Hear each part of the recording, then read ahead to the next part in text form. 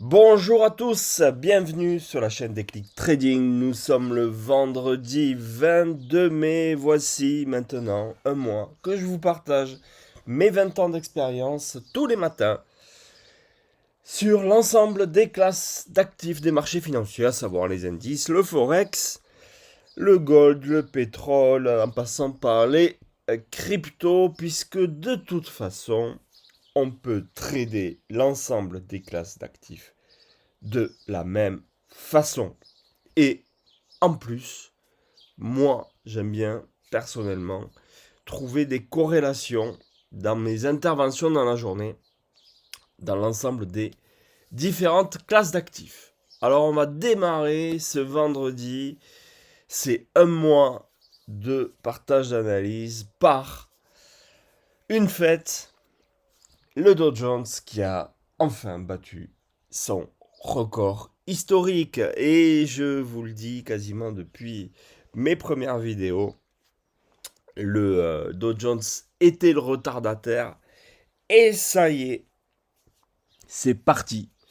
Le Dow Jones hier s'est enflammé, a été battre son record historique. Et ce qui est notable, c'est qu'il l'a fait sans le mastodonte, sans Nvidia, qui était trop préoccupé à prendre ses bénéfices puisqu'il a fini en territoire négatif suite à d'excellentes publications de résultats avant-hier soir. Alors désolé pour ceux qui ont suivi ou essayé de suivre le live d'hier puisque j'ai eu un problème de son.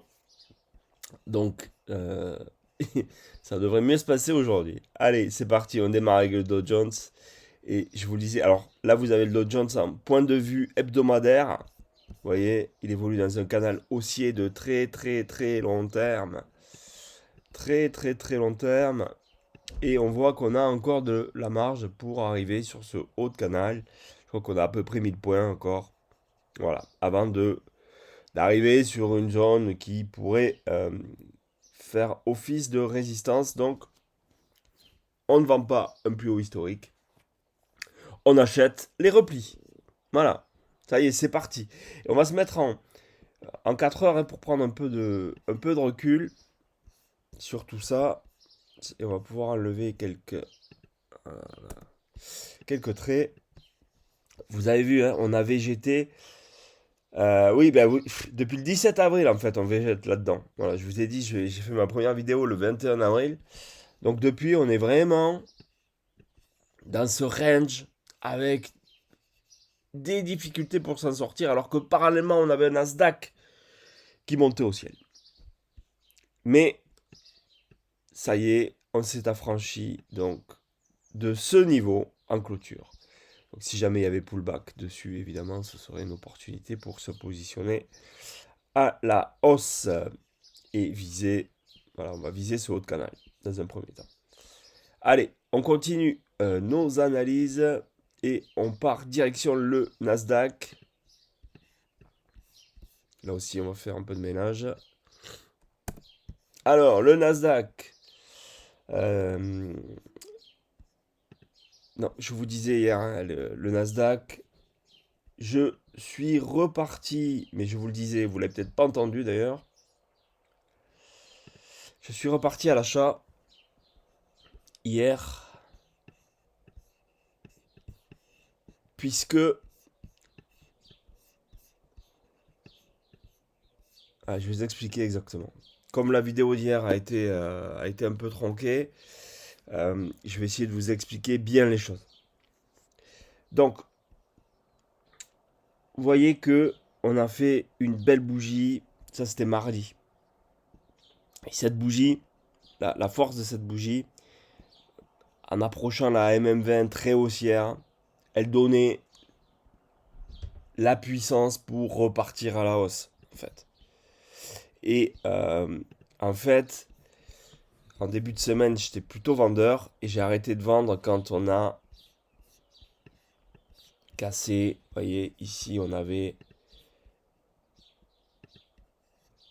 un trend baissier qui s'était mis en place, qui était sous forme de canal d'ailleurs.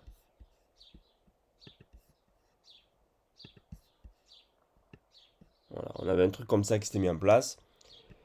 Donc ça, c'est rien, hein. Ce sont juste des consolidations dans une tendance. Tendance haussière sur des unités longues, très haussière même, hein, fortement haussière. Et puis, on arrive à un niveau, on consolide. Et donc, moi j'aime bien avoir toujours un cadrage en intraday. Et donc, on voit bien que cette conso, elle était cadrée. Et puis, regardez, je vous dis souvent, il faut observer les acheteurs et les vendeurs. Regardez ici. Regardez toutes ces mèches qui montrent quoi? Alors certains, allez, j'ai une petite pensée pour toi, Renato, ce matin, qui va me dire, oui, mais comment s'appelle la bougie? On s'en fout de comment s'appelle la bougie. Allez, ce que je veux dire, c'est que je vois des mèches. Je vois des mèches en bas. Des mèches en bas, ça veut dire quoi? Ça veut dire qu'on a essayé de baisser et que les acheteurs ont repris la main. Et qui plus est sur un niveau, hein. Regardez. Regardez, sur ce niveau, en fait. Ça se voit à l'œil. Et puis quand on casse ce canal baissier, ça y est, c'est la fin de la baisse. C'est la fin de la partie. On se remet dans le sens du vent. Vous voyez, on avait eu juste un pullback que j'avais payé et après c'est reparti. Alors là, le Nasdaq, vendre le Nasdaq là, mais jamais, mes amis, jamais on vend le Nasdaq là. Alors oui, ça peut baisser, on ne sait jamais, hein. Vous savez, on ne sait jamais, et je le répéterai jamais assez, on ne sait jamais ce qui peut se passer dans une journée. On peut avoir une très mauvaise nouvelle, tout s'effondre, voilà, c'est possible. Maintenant, techniquement, les statistiques sont avec nous. On va aller chercher le précédent plus haut historique. Le plus haut historique tout court, qui est pas très loin, hein. Et en cas de cassure du plus haut historique, la Bollinger Daily. Donc le premier niveau, c'est ça, hein, c'est les 29 750. Et puis après, la Bollinger Daily, elle est super ouverte. En hebdo,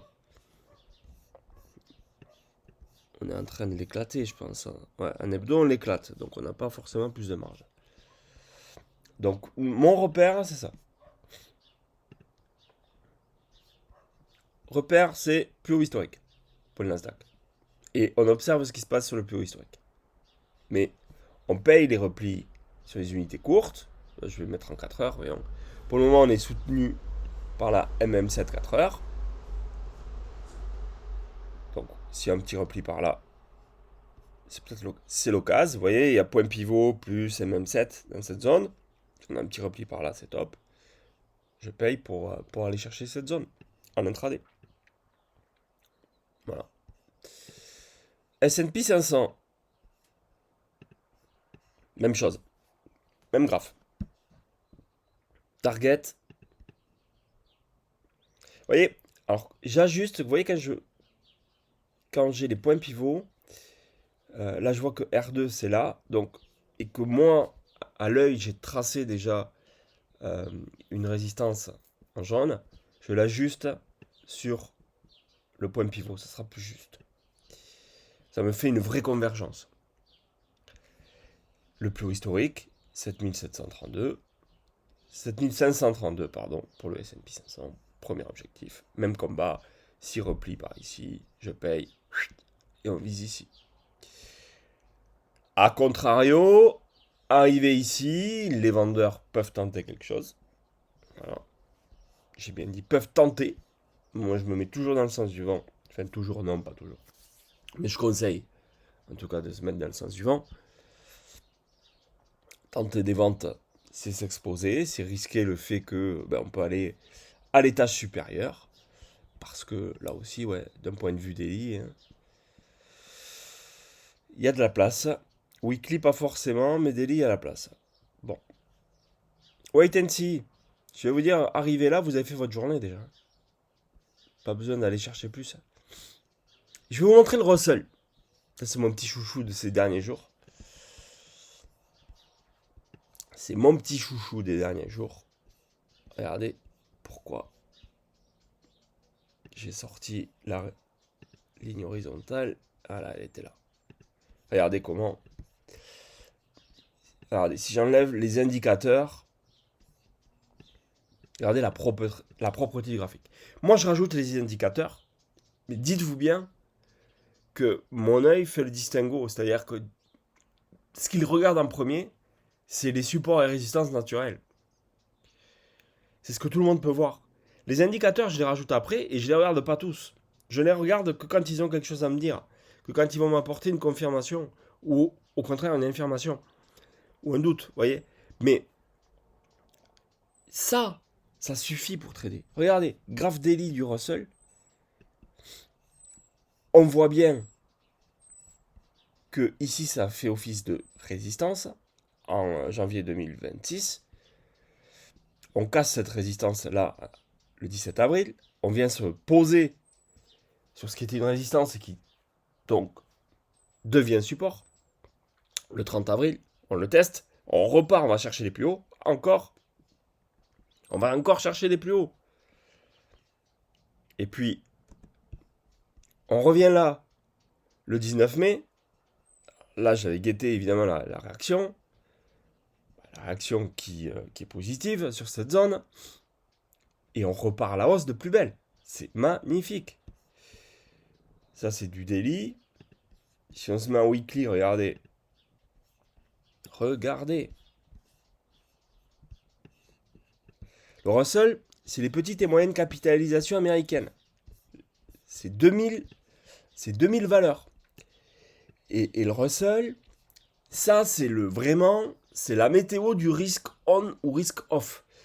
Parce que les petites capitalisations, elles sont très soumises à l'évolution des taux d'intérêt. Parce qu'elles ont besoin d'emprunter plus encore pour survivre et se développer. Et vous savez, ces derniers jours, l'ombre de l'inflation s'est remise à planer sur la planète finance. Mais le fait que le Russell reparte plein nord et avec puissance, c'est un très bon signal pour l'avenir. Pour le risque on. Voilà. Et voilà, je vais le remettre en mensuel. Regardez le Russell en mensuel. Il est logiquement en retard par rapport à ces comparses que sont le S&P, le Nasdaq, etc. C'est logique, on n'est pas sur des valeurs qui ont le même poids. On ne va pas investir dans les valeurs qui sont dans le Russell comme on investit dans Nvidia ou dans Apple. C'est logique. Mais on voit bien que lui, il a un vrai potentiel de développement encore. Donc, ça nous donne quoi en daily, tout ça?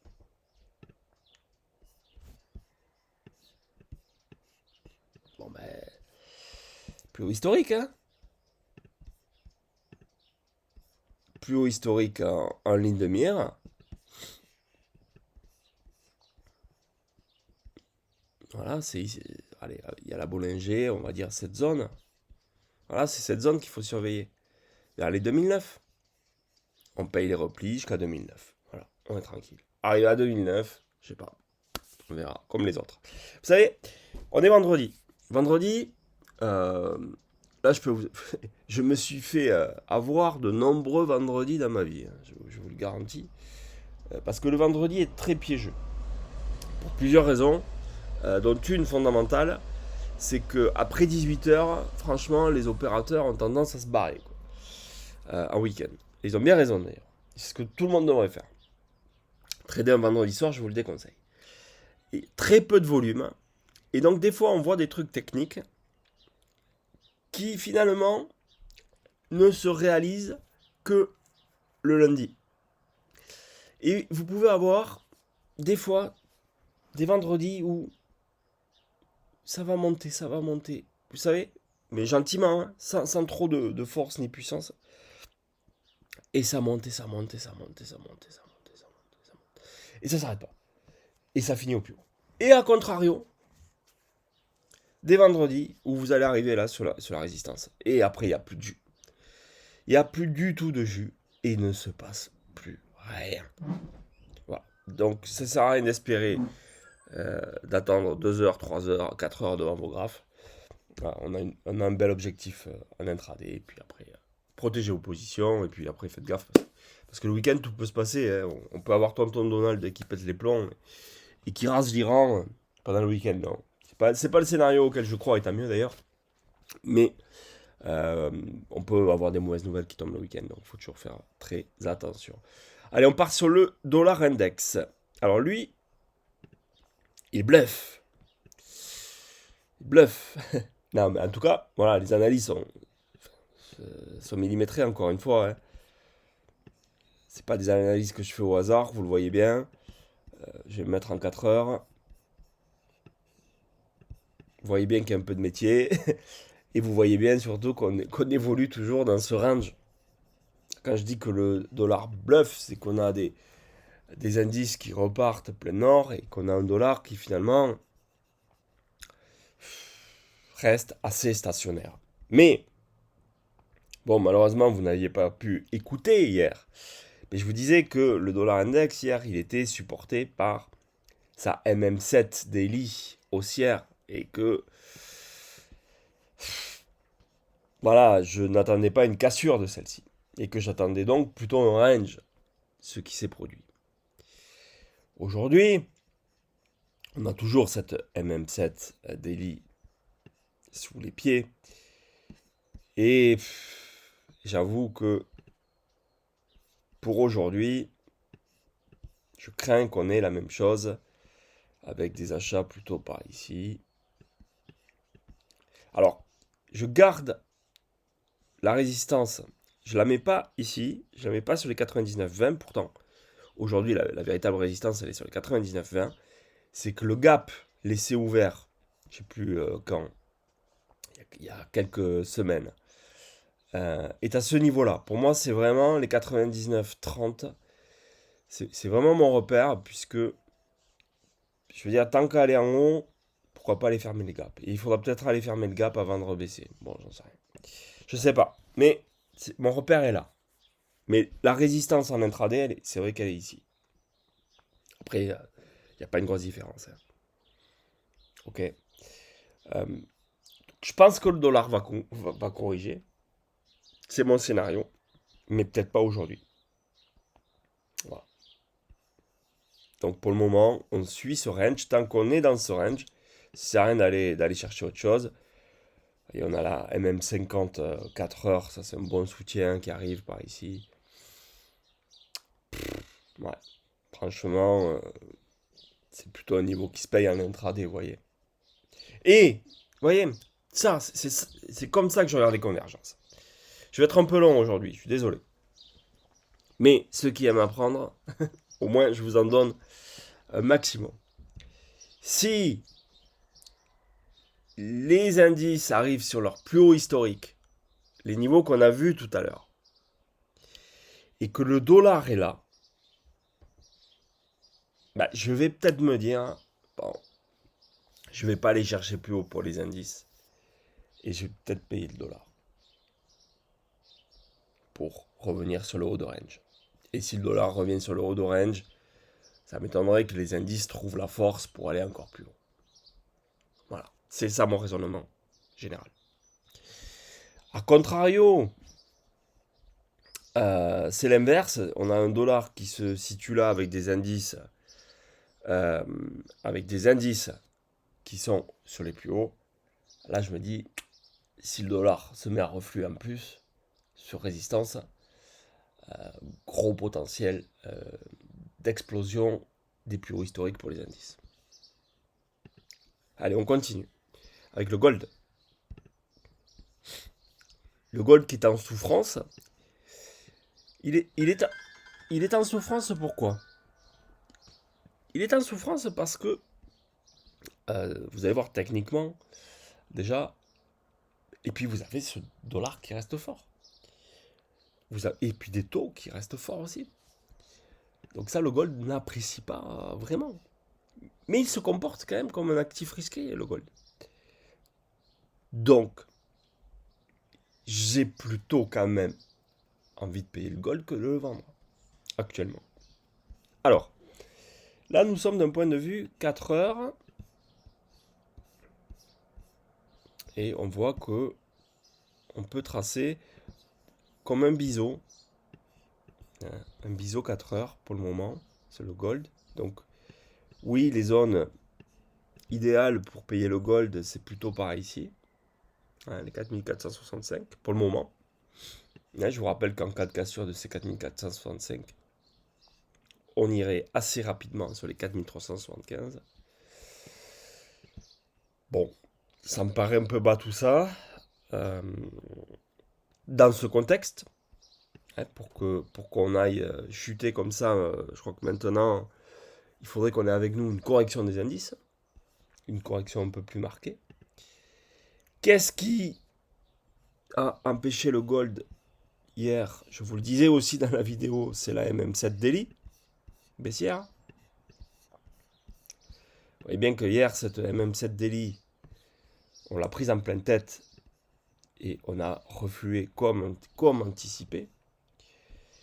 Ok, moi j'ai plutôt envie de payer le gold sur repli pour viser la cassure de la MM7.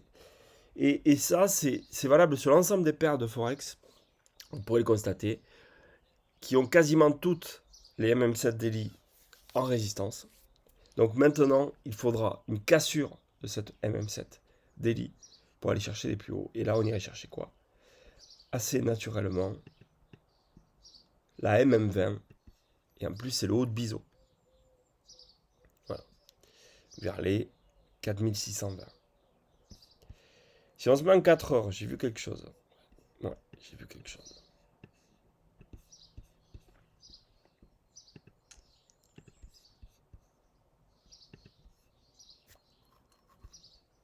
Bon, on a quelque chose comme ça, en 4 heures. Et si je me mets un horaire, ok. Vous voyez que tant qu'on est là-dessus, c'est des zones qui se payent pour viser plus haut. Si cette zone, voilà, si cette trendline casse, on va aller chercher le S1. Et si S1 casse, on va aller chercher cette zone. Pas très compliqué. Il faut juste repérer, détecter. C'est quoi une trendline? C'est le meilleur révélateur d'une tendance. Là, vous voyez que je suis en horaire. Vous voyez quoi? La tendance horaire est repartie à la hausse. Pourquoi? Parce qu'on a les plus bas de plus en plus haut pour le moment. Par contre, c'est pas vrai.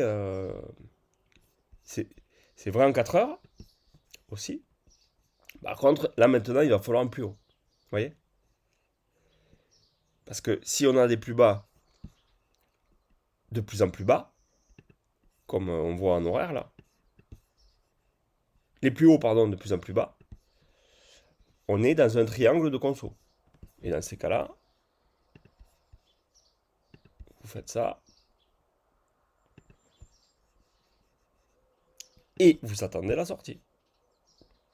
Ou vous payez le bas de la zone ici pour viser ce haut et potentiellement une cassure. Et si vous voyez que ça ne casse pas, ben, vous sortez. Et si vous êtes vendeur, vous vendez cette zone pour viser cette trendline haussière. Et sur cassure, vous restez. Et si ça ne casse pas, vous sortez. Voilà. Quand vous avez un sens prioritaire en intraday, vous savez quoi payer. Le vendeur va payer le haut, l'acheteur va payer le bas. Et il attend la cassure. Tout simplement.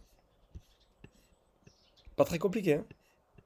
Voilà. Donc là, on consolide sur le gold pour le moment. Mais je pense que voilà, le gold devrait reprendre sa tendance haussière à nouveau prochainement.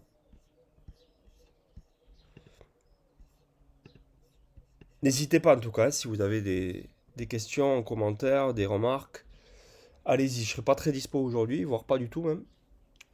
Mais je vous répondrai dès que je peux. Alors, pétrole. Hier, je vous disais, bon, je vous le disais, mais vous l'entendiez pas, que le pétrole, c'est la boussole.